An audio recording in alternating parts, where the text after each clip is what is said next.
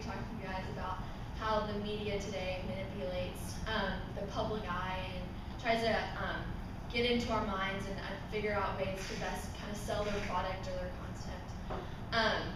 What most of you guys probably don't know is that in the past 20 years, the number of companies that own sources of media has decreased from 50 to 5. So there's only 5 major corporations that own the media. And one of them is AOL Time Warner, which they own Warner Brothers. They own 64 different magazines. They own Madonna, the White Stripes. Another one is Viacom, and they own Nickelodeon, CBS, MTV. They own 40 different music labels. And another one is Disney Channel, obviously. They own ABC, ESPN, A&E, our friends, Duck Dynasty.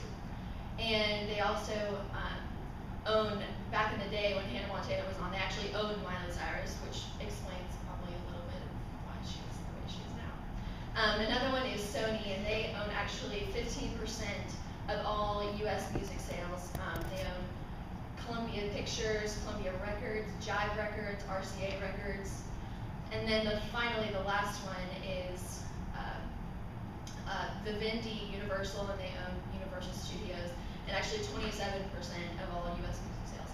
So using all that, they're highly mechanized to, they do a lot of research to understand the human psyche and the behavior so that they can reach the largest number possible of people and influence us in a certain way. One of the ways is through propaganda, and propaganda is usually triggered to irrational thinking. If we actually went out and rationally shopped, or we probably wouldn't buy half the things that we did.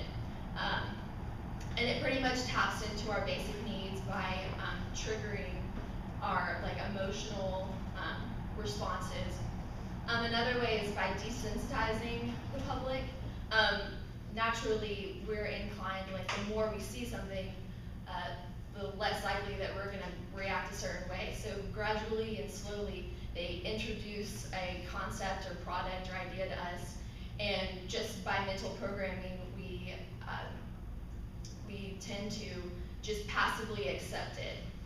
And then finally, the last way is by, the psychologists termize it as making the devil look like God, which pretty much is just when people, view things, or when the media is trying to show people things, they try to make it seem like they have the better interest, like they're the benefactor, the savior. So as you can see through those 3 things, how they can manipulate our thoughts and our ideas when really we're in control of what is actually out there.